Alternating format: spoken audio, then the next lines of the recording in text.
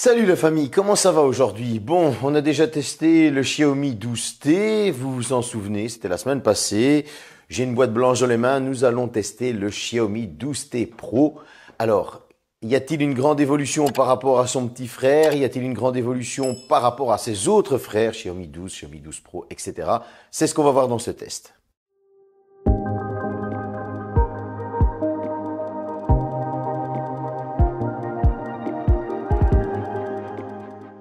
Le voici, le voilà, Xiaomi 12T Pro. Comme je vous le disais la semaine passée, j'essaye de rattraper mon retard, je tiens ma promesse. Bon, pour ce Xiaomi 12T Pro, le design. Sur le dessus, on retrouve un micro, un haut-parleur. Côté gauche, totalement épuré. Sur le bas, haut-parleur, USB type C, tiroir de carte SIM. Et on va avoir un bouton sur le côté droit pour l'extinction à l'image et le volume. On est clairement sur la même lignée que le Xiaomi 12T avec un dos en plastique. Alors, pour moi, je trouve qu'il ne prend pas les traces de doigts, mais quand il prend la trace de doigt au dos, eh ben, elle est super difficile à enlever. C'est un petit détail que j'ai trouvé, il va vraiment falloir frotter pour tout de suite mettre la coque qui est fournie, je tiens à le préciser, et ça c'est vraiment très sympa. À l'arrière, on retrouve les capteurs photo. Comme pour le Motorola H30 Ultra, c'est ce fameux capteur de chez Samsung 200 mégapixels et comme pour le Motorola, eh bien ce capteur ressort plus que la normale. J'essaye de vous le montrer. Alors voilà, j'espère qu'il fait encore une fois le focus. Voilà, ça ressort assez fort. Donc au niveau design, on est sur quelque chose avec des finitions qui sont très correctes. Bon, ce dos en plastique, c'est vrai, c'est un peu chiant, mais voilà. Mais en tout cas, on est sur du Xiaomi, donc c'est une très bonne qualité. On ne va pas critiquer ça, franchement, c'est un téléphone qui tient très bien en main, qui n'est pas très lourd. Pour moi, c'est validé. Au niveau de l'écran, une dalle de 6,67 pouces. Bon, jusque-là, ça ne change pas grand-chose. AMOLED, ça ne change pas grand-chose non plus. De l'HDR10+, du Gorilla Glass 5, c'est un format 29e. Un taux de rafraîchissement de 120 Hz. Maintenant, ce taux de 120 Hz n'est pas LTPO, ça veut dire qu'il ne va pas démarrer à 1 Hz jusqu'à 120, il va être auto-adaptatif à partir de 30 Hz jusqu'à 120. Et vous pourrez le régler à partir de 60 jusqu'à 120, ça c'est à votre convenance. Maintenant, c'est un écran qui est sublime, aucun bug, aucun lag, il est vraiment très agréable à utiliser. Et consommer du contenu dessus, c'est juste du pur régal avec des contrastes infinis. Cette dalle, franchement, elle est top nickel. Moi, j'ai pas grand chose à dire. C'est vrai qu'on aurait aimé du LTPO avec du 1 Hz, 120 Hz. Ça aurait permis d'avoir une meilleure autonomie. Mais en tout cas, pour ma part, je trouve qu'il est vraiment top. En plus, on va retrouver un lecteur d'empreintes sous écran, une caméra selfie en poinçon. Et ce lecteur d'empreintes sous écran fait excellemment bien son travail. Il est très réactif. Encore une fois, pour moi, cet écran, il est validé et je trouve que franchement, il fait très bien son travail. On fait un petit tour d'horizon. On va retrouver un Android 12 avec la surcouche MIUI que moi, j'ai toujours trouvé agréable. Maintenant, on aime ou on n'aime pas. On a du Wi-Fi 6 normal, du Bluetooth 5.2 et oui, pas de 5.3 ou 5.3 LE. C'est un petit peu dommage, mais souvent sur les Xiaomi série T, il y a ce genre de petites concessions pour vous offrir le meilleur d'un côté et on fait des concessions de l'autre pour pas éclater le prix. Je trouve que c'est assez sympa. Au niveau de l'étanchéité, on va retrouver de l'IP53. Alors certains vont me dire, oui, c'est pas de l'IP68. Ben oui, mais ça résiste déjà à la poussière et à l'eau, ce que je trouve est très bien. Et personnellement, moi, je vais pas à la piscine avec mon smartphone sous l'eau, donc j'ai toujours trouvé ça débile. Voilà, je tenais à le préciser. On va passer au spec. Bien, pour ces dernières, les specs, on va retrouver un Qualcomm 8 Plus Gen 1. Et oui, c'est la nouvelle norme, c'est la nouvelle amélioration du processeur avec un GPU Adreno 730. Vous pourrez avoir 8 ou 12 Go de RAM, 128 ou 256 Go de stockage. Attention, quand 256 Go de stockage, il existe encore une version 8 Go de RAM, il faudra choisir 8 ou 12. Je préfère vous le dire pour pas que vous vous trompiez. Maintenant, pour le stockage, on est sur du UFS 3.1 et tout ce joli petit montre m'a donné un score de 1 058 811 points, ce qui, je trouve, est un score parfait. On est clairement sur des performances ultra haut de gamme.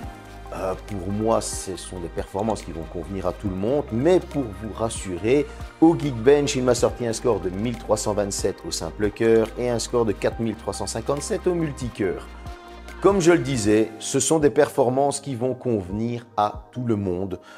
C'est pas le genre de smartphone qui va avoir des difficultés de faire tourner quelque chose. J'ai même encodé un TikTok en 4K avec InShot. Et ça s'est passé crème, l'encodage a été super vite. Mais au niveau des performances en jeu, ça donne quoi?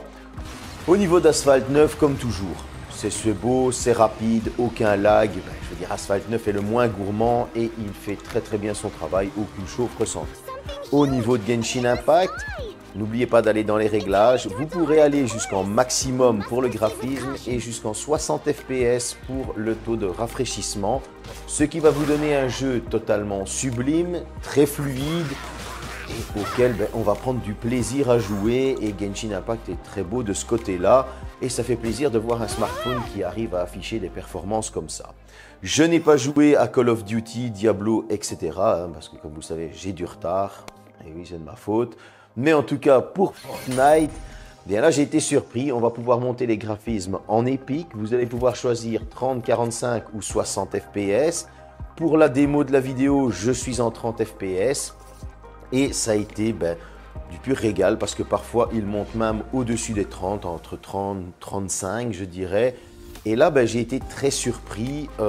C'est super fluide, ça bouge dans tous les sens, aucun lag.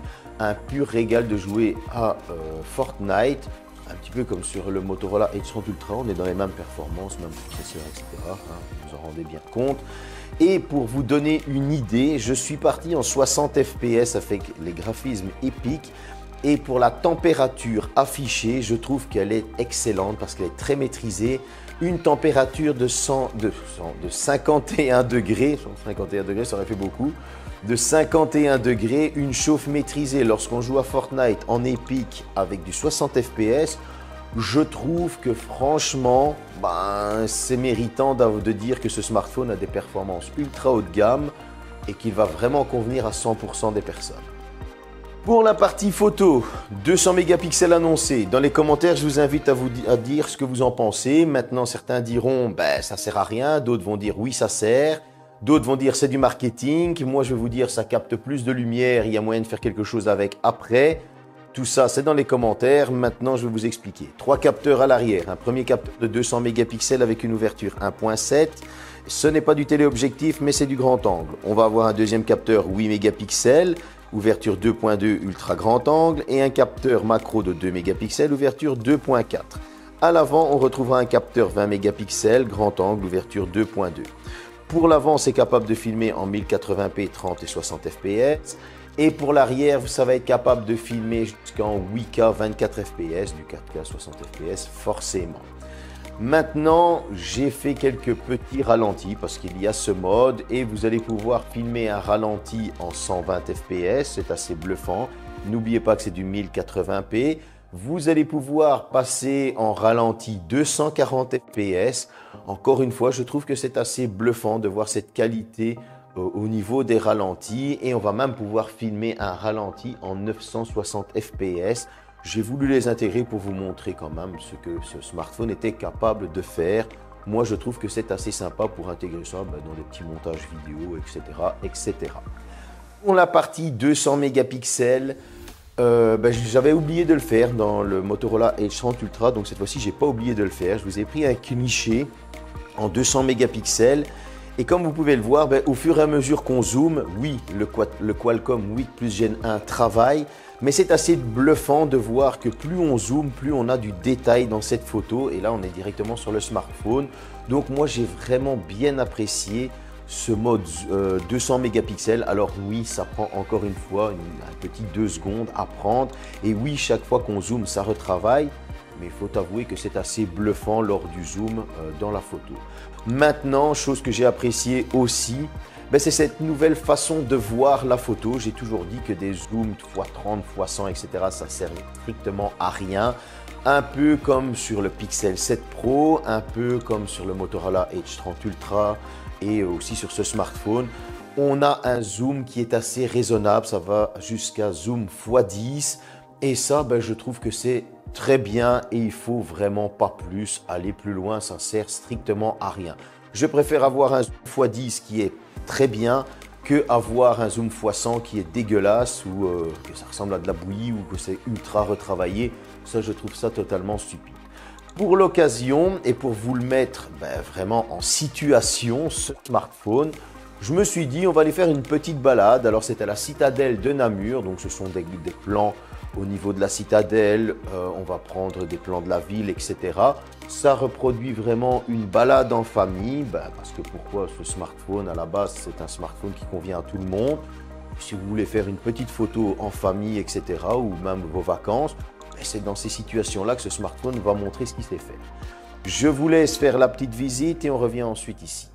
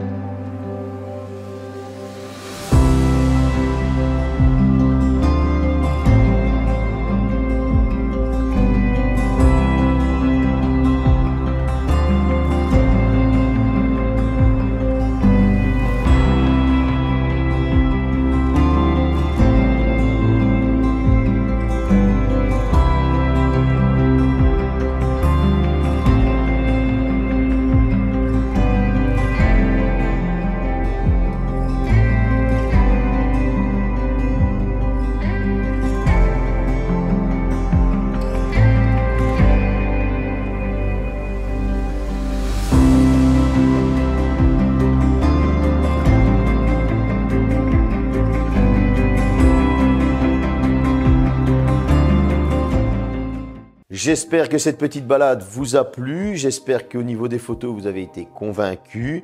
Moi en tout cas j'ai trouvé qu'il fait des clichés très bien et même très corrects et pour moi c'est validé. Le nerf de la guerre, l'autonomie, une batterie de 5000 mAh, une recharge très rapide de 220 watts, pas de recharge sans fil, malheureusement c'est comme ça. Par contre cette autonomie, alors avec un usage assez intensif, donc mon usage personnel avec beaucoup de TikTok, je poste des vidéos, etc. J'ai trouvé que ce smartphone était très bon.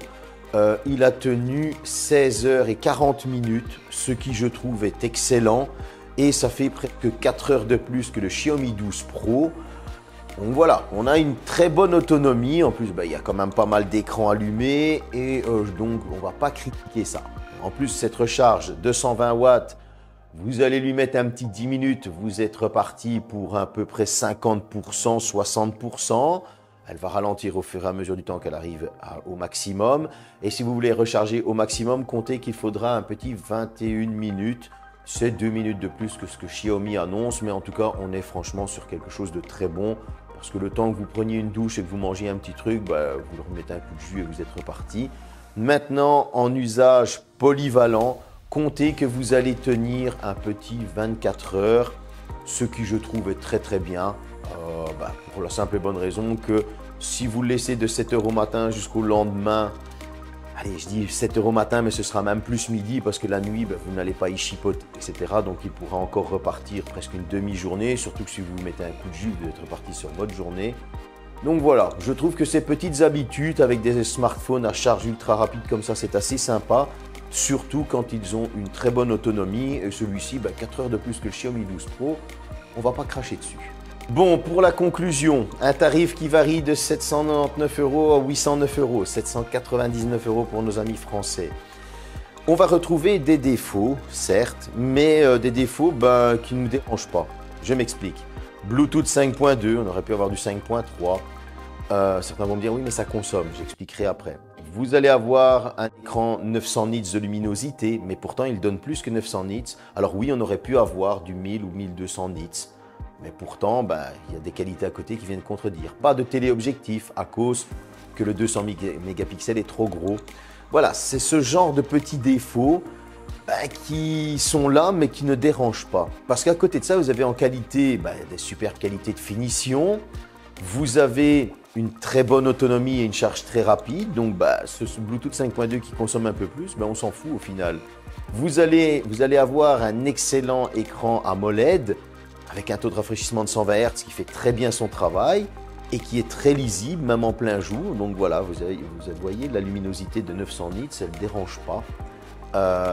Vous allez avoir d'excellentes photos en 50 et 200 mégapixels. Et là, vous allez même être bluffé en 200 mégapixels quand on zoome, etc. Donc vous voyez, le téléobjectif ne dérange pas tant que ça.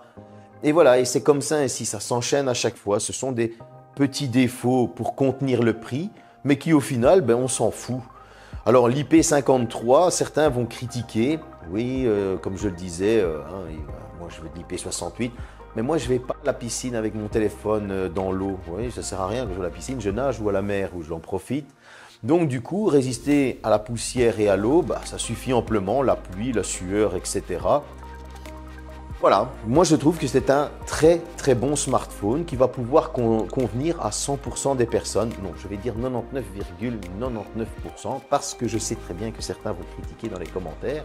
Mais en tout cas, quelqu'un qui aime Xiaomi va apprécier ce smartphone. Si vous voulez faire un cadeau aux fêtes qui approchent, ce smartphone, il sera sûrement apprécié.